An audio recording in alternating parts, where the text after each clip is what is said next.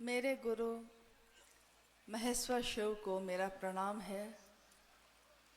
इस काल खंड के प्रथम शिव के शिष्य और हम सबों के परम आदरणीय साहब श्री हरिनंदन जी के चरणों में मेरा प्रणाम है।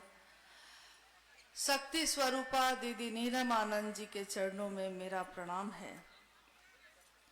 और इस कुशीनगर के इस स्थान पे उपस्थित आप सभी गुरु भाई गुरु बहन के चरणों में मेरा प्रणाम है।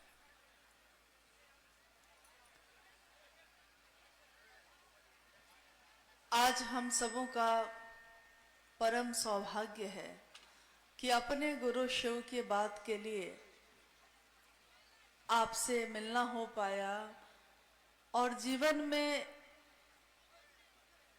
ये पल आया जब हम सब एक जगह बैठकर अपने गुरु शिव की बात सुन रहे हैं, बोल रहे हैं।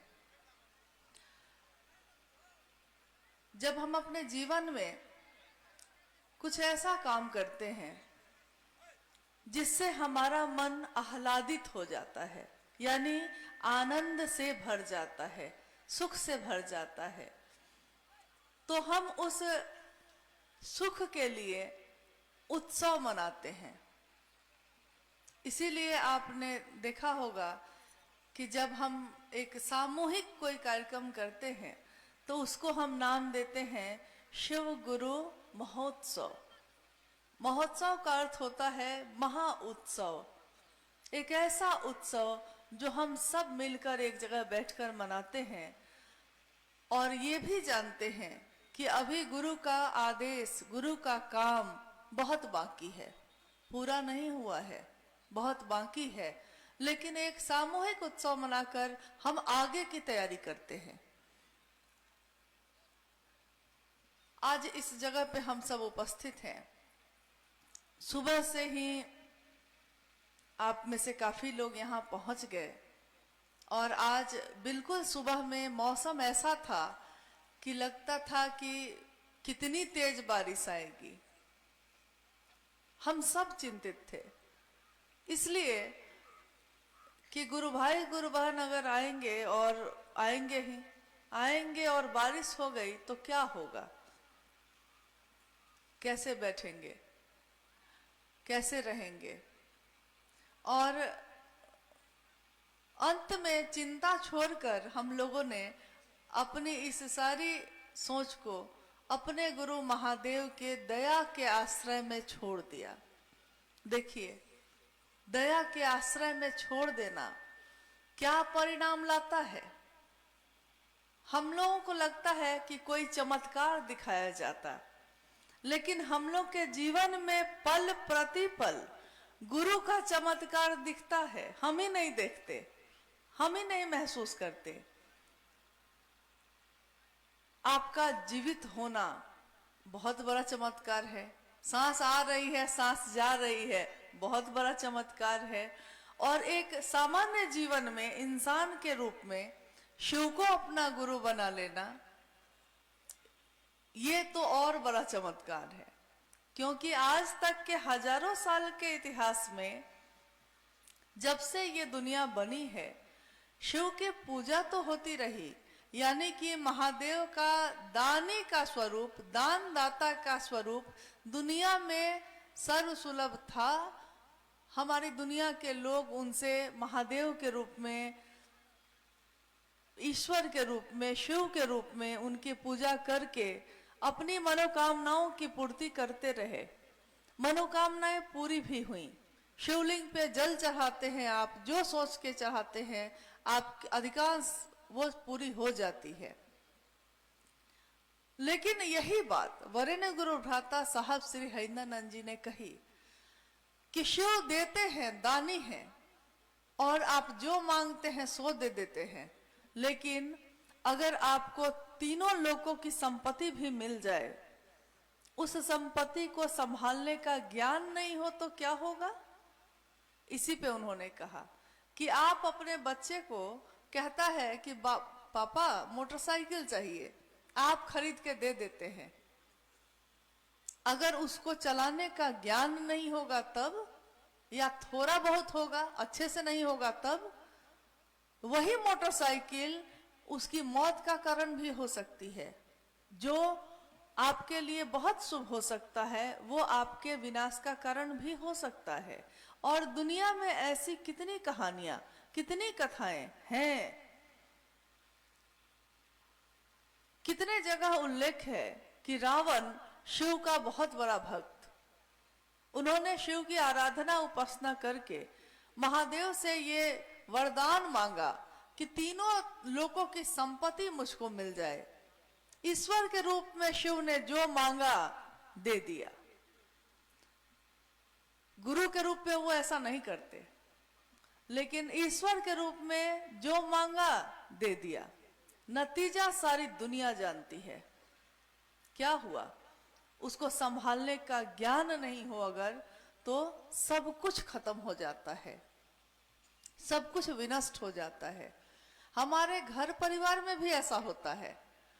छोटा सा घर है, पिता जब तक है अच्छा से घर चलाते रहे, पिता इस दुनिया से चले गए, अब उनका बच्चा चलाएगा।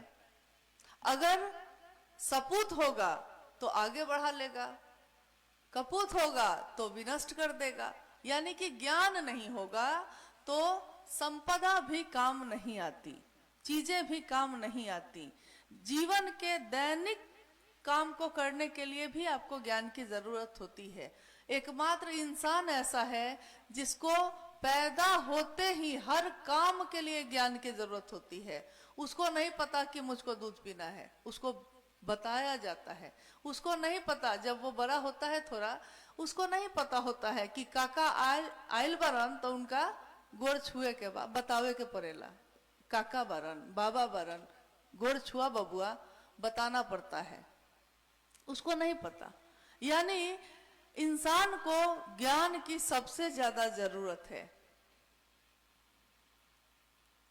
यही बात जब साहब ने, आपने अभी सुना ही है, 1974 में साहब ने हताश और निराश मन से शिव को अपना गुरु बनाया, महादेव को अपना गुरु बनाया। वो कहते हैं कि मेरा मन हर तरफ से निराश हो गया, टूट गया। जब सारे सहारे टूट जाते हैं, जब सारे सहारे छूट जाते हैं, तब हम ईश्वर की शरण में जाते हैं, तब हम महादेव की शरण में जाते हैं। जैसे आप धरती पे रहते हैं, हम आप रहते हैं, जब भी कुछ ऐसा होगा ज्योतिषी जी, पंडित जी से सारा विधि विधान करा लीजिएगा। जब कुछ नहीं होगा तो अंत में वो कहेगा कि अब तो महामृत्युंजय ही आपको कराना पड़ेगा। जीवन और मृत्यु से रक्षा अगर कोई कर सकता है तो शिव कर सकता है। यही बात वरेण्य गुरुभ्राता साहब श्री हरिनानंद जी ने कही कि जब आप जानते हैं कि एक दिन उन्हीं की शरण में जाना होगा आपको, क्यों नहीं ये काम पहले ही कर लेते हैं? नहीं, जब सब जगह से ठुकरा ठुकरा के वहां जाना ही है तो क्यों नहीं पहले ही वहां समर्पण कर देते। और वो महादेव तो आपसे हमसे कुछ लेता भी नहीं है। अभी थोड़ी देर पहले मैं सुन रही थी, दीक्षा और गुरु दक्षिणा पे बात हो रही थी। दीक्षा, संसार में जो शरीर में गुरु होते हैं, अगर आप गुरुमुख होने जाइए तो वो आपके कान में कोई मंत्र देंगे और कहेंगे कि बबुआ ये मंत्र किसी को नहीं बताना है। होता है ना ऐसा? कहीं भी शरीरधारी गुरु के पास जाइए तो कोई मंत्र देते हैं, लेकिन इसके साथ ये कह देते हैं कि ये बात किसी को नहीं बताना, ये तुम्हारे लिए सिर्फ है। फिर सदगुरु होते हैं उससे ऊपर, वो अपनी दया से आपको ईश्वर की तरफ लेकर जा सकते हैं, लेकिन उनकी भी कुछ पसंद नापसंद होती है। वो भी कहते हैं कि ब्रह्मचारी बन के आओ, या जाति पाति का भेद, या फिर शाकाहारी मांसाहारी का भेद, ये देखते हैं। लेकिन जगत गुरु शिव, शिव का एक रूप जो जगत गुरु का है, तो जगत गुरु के रूप में वो महादेव ये नहीं कह सकता कि जगत के एक आदमी को अपना शिष्य बनाएंगे और दूसरे को नहीं बनाएंगे। साहब ने कहा कि मात्र आपका ये विचार, मात्र आपकी ये सोच कि शिव मेरे गुरु हैं आपको शिव की तरफ बढ़ाना शुरू कर देता है। दीक्षा यानी कि आपको शिव की तरफ ले जाने की एक प्रक्रिया। और जब आप महादेव की तरफ चलेंगे तो दुनिया का ये दस्तूर है कि जब आपको कोई कुछ देता है तो हम भी उसको कुछ देना चाहते हैं। ये संसार में भी होता है। जैसे हमारे लिए कोई उपहार ले आए तो कुछ दिन के बाद हमको लगता है कि वो हमको दिया था, हमको भी उसको कुछ देना चाहिए। और अगर वो गुरु हो, गुरु के रूप में उन्होंने ईश्वर का रास्ता दिखाया है आपको, तब आपके मन में होता है कि गुरु जो आदेश करेंगे हम उसके लिए तैयार हैं। और गुरु का आदेश क्या है? 3 सूत्रों में एक सूत्र ऐसा है जिसके लिए कहा गया कि गुरु आदेशित कर्म है। ये कर्म है, मतलब कि ये काम करना है, ये गुरु का आदेश है। क्या? जो आपने सुना है अभी कि आवाज आई, अभी राजेश जी कह रहे थे कि आवाज आई कि तुम जो करते हो वही दूसरे को करने को कहो।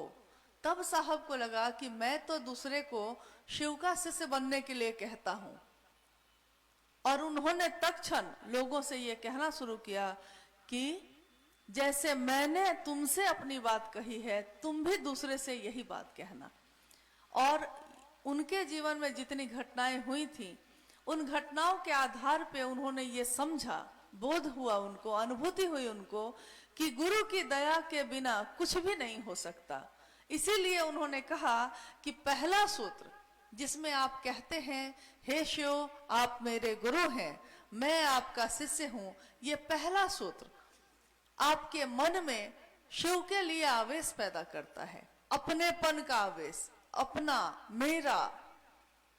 और अगर किसी के बारे में आप सोच लेते हैं कि वो मेरा है, उसके बाद आप उनके लिए उनकी चर्चा करते हैं, उसके बाद आप उनको प्रणाम करते हैं, तो उसमें आपके भाव शामिल होते हैं, सिर्फ विचार नहीं। सिर्फ ये विचार कि आप मेरे मित्र हैं एक दिन भाव में बदलता है, और भाव जब होता है तब हम एक दूसरे की परवाह शुरू करते हैं। तब हम ये सोचेंगे कि महादेव की बात नहीं हो रही है, महादेव को प्रणाम नहीं हो रहा है, तो हम इस बात को करना शुरू करते हैं। ये तीनों सूत्र आपने गौर किया है या नहीं? जैसे हम अपने जीवन में बहुत काम करते हैं लेकिन बिना सोचे करते हैं, मशीन की तरह। एक बार साहब ने कहा कि अगर एक टेप रिकॉर्डर में गीत बजा दीजिए और वो गीत बहुत रुदन वाला हो, बहुत मार्मिक हो, मतलब कि दुख वाला हो, तो उस गाना को सुन के आपकी आंखों से आंसू आएंगे या नहीं? तो लोगों ने कहा हाँ आएंगे। होता नहीं है, कभी कोई ऐसा गाना सुन लिया तो आंख से आंसू आने लगते हैं, कोई ऐसा गाना सुन लिया तो मन आपका उदास था खुश हो जाता है, कोई ऐसा गीत गाते हैं तो ईश्वर की याद आ जाती है, मतलब उसका असर आप पे होता है। साहब ने कहा कि गीत का असर आप पे होता है इसलिए क्योंकि आपके अंदर संवेदना है, दिल है आपका, महसूस करता है। लेकिन क्या यही आंसू मशीन की आंखों में भी आते हैं क्या? नहीं आते, क्योंकि वो मशीन है, उस मशीन में वो बस बज रहा है। यही बात उन्होंने कही कि अपने जीवन को, अपने मन को मशीन मत बना दीजिए, एक ऐसी मशीन जिसमें संवेदना नहीं है, जिसमें भाव नहीं है, उस पे कुछ भी बजता रहेगा लेकिन आपके दिल पे उसका असर नहीं होगा। तो ये तीनों सूत्र आपके मन को उस शिव के लिए भाव पैदा करने की मशीन है। पहला सूत्र भी मन पे ही करते हैं। क्या कहते हैं? मन ही मन अपने गुरु शिव से कहिए, मन ही मन।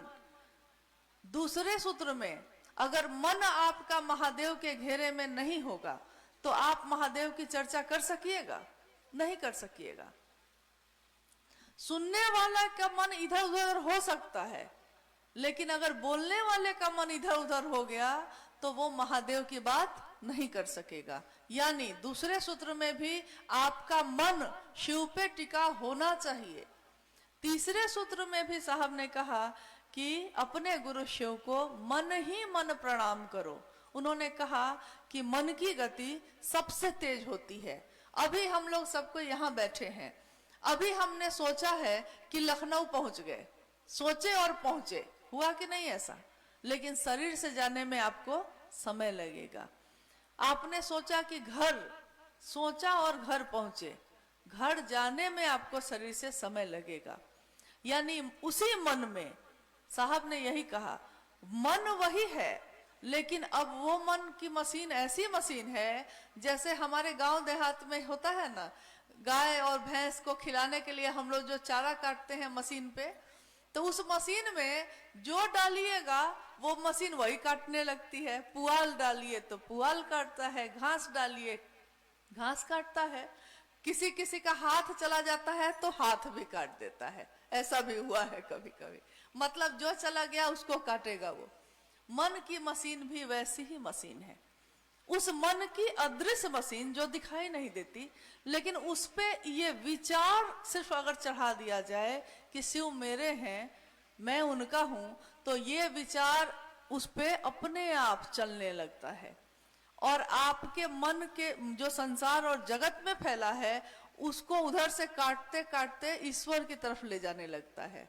और एक दिन ऐसा होता है कि आपके अंदर बार बार जिस चीज के लिए आपका मन सोचता है, आपका मन उसी चीज से भर जाता है। आप देखिएगा हमारे परिवार समाज में कुछ लोग ऐसे भी होते हैं, उनसे जब मिलिए किसी ना किसी की शिकायत करेंगे, तो एक दिन क्या हो जाता है, उनके चेहरे पे भी इसका असर पड़ जाता है।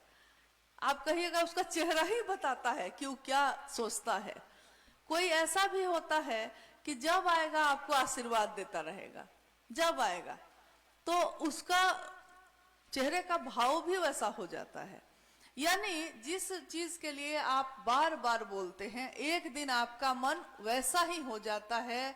यही बात साहब ने कही कि संकीर्ण बात करने वाले का मन संकीर्णता से भर जाता है, विराट की बात करने वाले का मन विराट, यानी बहुत लोगों को देखिएगा कि सिर्फ अपना भला नहीं सोचेगा, समाज और परिवार का, गांव का, शहर का भी भला सोचता है।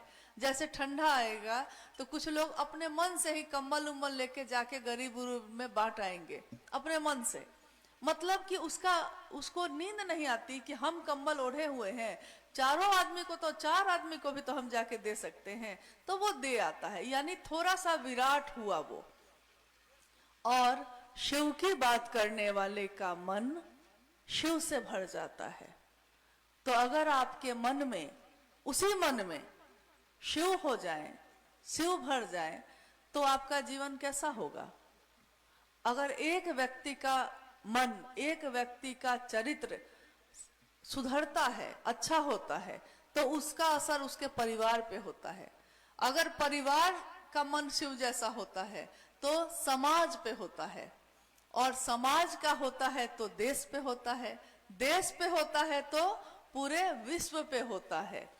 आप यहाँ अलग अलग गांव में रहते होंगे, लेकिन जब आप शहर आते हैं या बगल के शहर में अगर चले जाइए, यहाँ से गोरखपुर चले जाइए, लोग पूछेंगे आपसे कहाँ से आए हैं, तो आप क्या जवाब देते हैं? कुशीनगर से। आप उस समय अपना गांव और अपना गांव का मोहल्ला नहीं बताने लगते हैं, सीधे बोलते हैं कुशीनगर से। अब आप बिहार चले जाइए, बिहार में जाइएगा तो लोग पूछेगा कि कहाँ से आयल बरा, तो यूपी से। देखिए उत्तर प्रदेश से आए हैं हम। आपका परिचय बदला कि नहीं बदला? अब देखिए जैसे बिहार तरफ जाइएगा तो उससे एकदम बगल में है नेपाल देश, तो लोग, भारत के लोग, बिहार के लोग या यूपी के लोग, अगर यूपी में भी है इस तरफ से, गोरखपुर के तरफ से आगे बढ़िए तो फिर नेपाल का इलाका सब शुरू हो जाता है कुछ दूरी के बाद।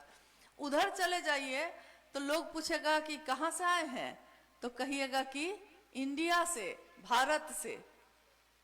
परिचय बदला ना आपका। अब भारत से बाहर अगर चले जाइए, मतलब तो कहाँ जाइएगा? मतलब ये पूरी दुनिया से अगर बाहर निकल जाइए और तब कोई पूछेगा तो क्या कहिएगा? तब कहिएगा पृथ्वी ग्रह से आए हैं मंगल ग्रह पे जाके नहीं। और सोचिए हमारे गुरु शिव, जिनके बारे में ये दुनिया, ये शास्त्र, हमारे पूर्वज, हमारे ऋषि मुनि ये कहते हैं कि उनकी इच्छा मात्र से ये सृष्टि बनी है। शिव ने इच्छा की और सृष्टि बनी। हम भी इच्छा करते हैं, आप भी इच्छा करते हैं। भाई, आपकी इच्छा में कितना बल है। हम यहाँ तक कि ये भी इच्छा अगर करेंगे कि मिठाई खानी है, उसके लिए भी हमको कर्म करना पड़ता है, दुकान पे जाना पड़ता है, खरीदना पड़ता है, या घर में उसको बनाना पड़ता है। लेकिन सोचिए, हमने और आपने किसको अपना गुरु बनाया है? शिव को, महादेव को। और शिव के अनेक रूप इस धरती पे हैं। शिव में कोई रूप है तो धरती पे ये रूप है। शिव महाकाल है तो धरती पे कोई है। शिव महाकपालिक है तो कपालेश्वर के रूप में उनकी पूजा होती है और कपालिक लोग का एक पंथ चलता है। शिव महायोगी, आदि योगी हैं, तब योग इस धरती पे योगी लोग आते हैं और योग की प्रथा शुरू होती है। शिव जगत गुरु हैं, तब धरती पे कोई गुरु है, कोई सदगुरु है, कोई गुरु है। अगर वो नहीं होता तब, अगर उसने इच्छा नहीं की होती तब, तो एक इच्छा हमारे गुरु शिव ने भी की। और इसके साथ साथ उन्होंने इस धरती पे रहने के लिए बहुत लोगों की रचना की।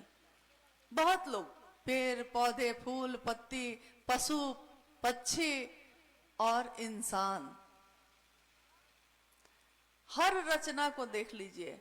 सबसे सुंदर रचना उसमें कौन है? इंसान, मानव। क्यों है? क्योंकि एकमात्र इंसान में ही ये संभावना है। वो एक ऐसा बिया है जिसमें ये संभावना है कि इस बिये से एक दिन बहुत बड़ा बरगद का पेड़ हो सकता है। इस बिये को अगर लगा दिया जाए धरती में तो ये मामूली सा बिया, ये दिखने में जो मामूली लगता है ना, अभी उठा के आप हाथ से मसल दीजिएगा उसको तो मसल दिया जाएगा वो। लेकिन अगर उसको धरती पे लगा दिया आपने तो वो धरती का सीना फाड़ के निकलता है और एक दिन ऐसा हो जाता है कि आप उसकी जड़ को हिला नहीं सकते हैं। तो इंसान में ये संभावना होती है कि वो शिव हो सकता है।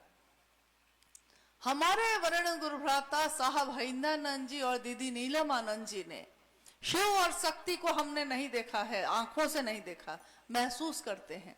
लेकिन धरती पे जो उनके लोग आए, जिनको हम साहब और दीदी कहते हैं, जो शिव के लोग आए, धरती पे शिव को स्थापित करने हर दिल में आए, उनको जब हम लोगों ने देखा तो हमें लगा कि ऐसा ही प्रेम, ऐसी ही बात उस महादेव और भगवती में भी होती होगी। देख के हम लोग समझते हैं ना, क्यों? क्योंकि कोई गुरु होगा तो उसका शिष्य भी उसके जैसा होगा। कहा भी गया है कि शिष्य से गुरु को पहचाना जाता है। जैसे कोई संत हो अगर, तो उसकी ऊंचाई आप नहीं नाप सकते, कितना बड़ा संत है, कितना बड़ा योगी है। लेकिन अगर कोई गुरु है तो आप उसकी ऊंचाई नाप सकते हैं। कैसे? उसके शिष्यों को देखकर। हम अपने बच्चा को भेजते हैं पढ़ने के लिए, अगर बच्चा पास कर गया, फर्स्ट कर गया, तो हम क्या कहते हैं कि बच्चा मेहनत किया था। हम कहते हैं कि जानते हैं उस स्कूल का मास्टर बहुत बढ़िया है, मास्टर बहुत बढ़िया है, उसने इस एकदम बेवकूफ बच्चे को भी ऐसा पढ़ाया कि फर्स्ट कर गया। अगर बच्चा फेल कर जाए तब कहते हैं कि मास्टर ही अच्छा नहीं मिला। देखिए, एक दिन रांची में साहब ने, कुछ लोग जब उनसे मिलने आए तो उनसे पूछा कि एक बात बताइए, आप अपने शहर में जब कहीं जाते हैं, आप लोग मंडली टोली बना के जाते होंगे महादेव का काम बढ़ाने के लिए। तो लोगों ने कहा जी। साहब ने कहा कि आप लोगों को देखकर वहां के लोग क्या कहते हैं? तो लोगों ने बड़ा खुश होके कहा, जी कहते हैं शिव चर्चा वाले आए हैं। साहब ने कहा, क्या आपको देख के ये कहते हैं शिव चर्चा वाले आए हैं? और ये बात साहब को काफी दुखी कर गई। उन्होंने कहा कि मैंने तो आपको ये रूप देना चाहा था और चाहा है कि आप कहीं से गुजरिए तो लोग कहें शिव के शिष्य जा रहे हैं। आपका मन, आपका वचन, आपके कर्म ऐसे हो कि अगर कोई देख ले आपको तो उसको शिव की याद आए, कोई मिल ले आपसे तो वो शिव को भूल नहीं पाए, कोई बात कर ले अगर आपसे तो उसका मन महादेव की बात से भर जाए। ये दूसरा सूत्र जो है गुरु आदेशित कर्म है, इसमें साहब ने साफ कहा है कि कभी एक आदमी से भी बात कीजिए तब भी, साप्ताहिक चर्चा में बात कीजिए तब भी, बहुत बड़े बड़े महोत्सव में भी बात कीजिए तब भी, आपकी नीयत एक ही होनी चाहिए। क्या? स्वयं यानी मैं खुद, समूह यानी जो सुनते हैं, जो बोल रहा है वो, जो सुन रहा है वो, दोनों का मन शिव भाव से भर जाए, शिव के सिवा कुछ याद नहीं आए, तो आपकी शिव चर्चा का महत्व है, तब आपकी शिव चर्चा सफल हुई, परिणाम आया इसका। और सही है, ये बात आज तक हम लोगों ने सोची ही नहीं कि हमसे कहां भूल हो रही है, हमसे क्या व्यापार कर रहे हैं हम शिव का, क्योंकि मोहब्बत में व्यापार नहीं होता। हम अगर मेरा बेटा है हम उसका व्यापार करेंगे? कभी नहीं कर सकते। मेरा भाई है हम बेचेंगे उसको जगत में ले जाकर? नहीं बेचते। यही बात साहब ने कही कि जगत को बेचकर जगत को खरीदने का रिवाज तो बहुत पुराना है। धान देकर राशन ले आना, गेहूं बेच के पैसा मिला तो घर का सामान खरीद लेना, जगत को बेचकर जगत को खरीदना, यह रिवाज तो बहुत पुराना है, इसमें कोई दिक्कत नहीं है।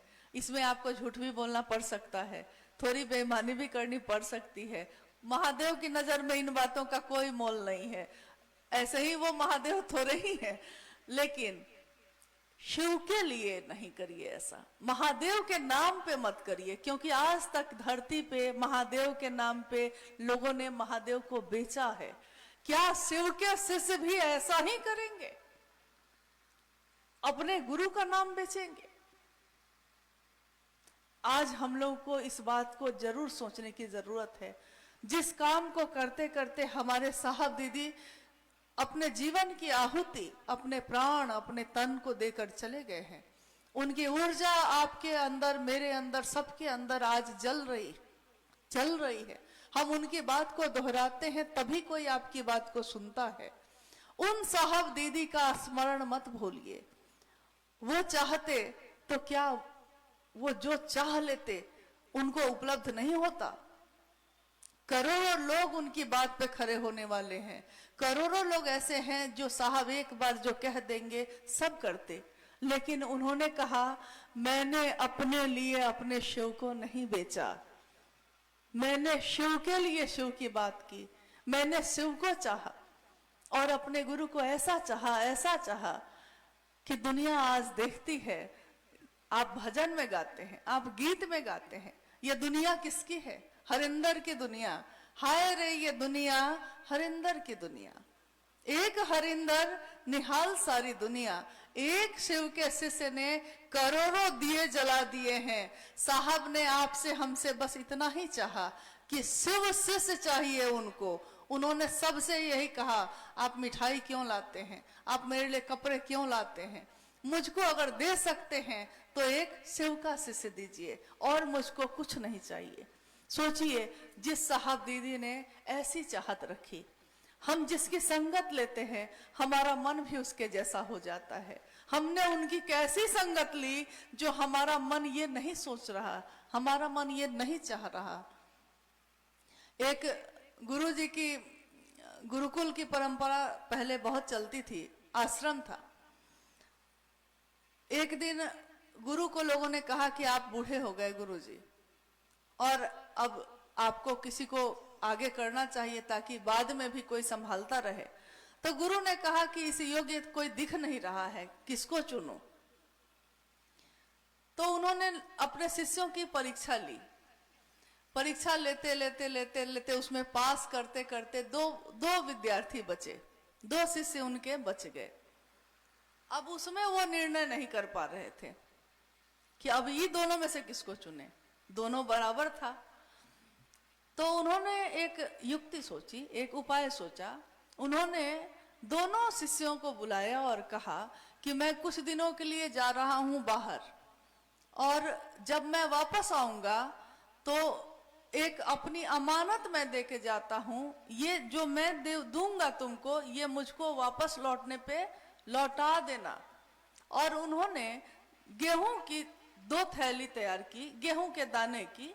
दोनों शिष्यों को एक एक थैली दे दी और गुरु चले गए। एक शिष्य ने सोचा कि गुरु की दी हुई चीज है, बहुत कीमती चीज है, बेशकीमती होती है। गुरु अगर मिट्टी भी उठा के दे दें तो उसके सामने हीरा जवाहरात भी फेल है। तो गुरु ने दिया है तो अपने सीने से लगा लिया, गया अपना अलमारी में एकदम बढ़िया से सुरक्षित करके बंद कर दिया। दूसरे शिष्य ने सोचा कि गुरुजी पता नहीं कब आएंगे, क्या करें इस गेहूं के दाने का। तो उसने क्या किया कि आश्रम के पीछे जमीन थी बहुत सारी, तो उसको जो समझ में आया, देखिए ये स्वविवेक, ये अंतः प्रेरणा भी गुरु ही जगाते हैं। स्वविवेक, उसने सोचा कि क्या करें, तो आश्रम के पीछे जो जमीन थी जाकर उसको पूरा कुराई किया, क्यारी बनाया और जितने भी दाने थे गेहूं के उसमें लगा दिया। कुछ महीने बीत गए, गुरुजी वापस लौटे और दोनों शिष्यों को बुलाया, कहा कि मैंने तुमको जो दिया था मुझको वापस करो। तो पहला जो शिष्य था वो दौड़ के गया और पोटली को अपने अलमारी से निकाल कर लेकर आया। गुरुजी, मैंने एकदम सुरक्षित रखा था, किसी को नहीं देखने दिया कि मैं कहाँ रखा था, इतना छिपा के रखा था। गुरु ने दूसरे शिष्य को बुलाया कि तुम भी वापस करो। अब जो दूसरा शिष्य आया वो बेचारा एकदम घबरा गया। तो अंत में उसको समझ में नहीं आया तो गुरुजी को हाथ पकड़ के आश्रम के पीछे ले गया। गुरुजी आइए न, थोड़ा इधर लेके गया। तो बोला कि मुझसे तो बहुत भूल हो गई, मुझको लगा कि आप पता नहीं कब आएंगे तो कहीं खराब ना हो जाए, तो मैंने खेतों में लगा दिया है। गुरु ने देखा कि पूरे खेत में गेहूं की बालियां लहलहा रही है। अब आप बताइए गुरु ने किसको चुना? हाँ, दूसरे को। हाँ, क्यों? क्योंकि गुरु ने जो दिया है ना, वो संसार में बांटने के लिए दिया है। अपने पास रखिएगा। पहले से जो लेके आया उसने जब पोटली खोली तो सारे दाने सड़ गए थे, सड़ गए। पानी को अगर गड्ढा में एक जगह छोड़ दीजिए, कुछ दिन बाद देखिएगा वो सड़ गया। लेकिन कभी नदी और झरना के पानी को देखा है कि सड़ गया? नहीं सड़ता वो। तो गुरु की इस दाने को यही साहब ने कहा, छींटो छींटो, जितना छींट सकते हो छींटो। सबको यही कहते थे। हो सकता है आप में से भी कुछ लोगों ने सुना होगा कि शिव की दया जो उतरी है उसको बांटो बांटो और जितना बांट सकते हो बांटो, क्योंकि शिष्य वही है जो अपने गुरु का नाम इस दुनिया में रोशन करके जाएगा, ये नहीं कि अपने पास रख के सरा देगा। तो हमको आपको छींटना है। आइए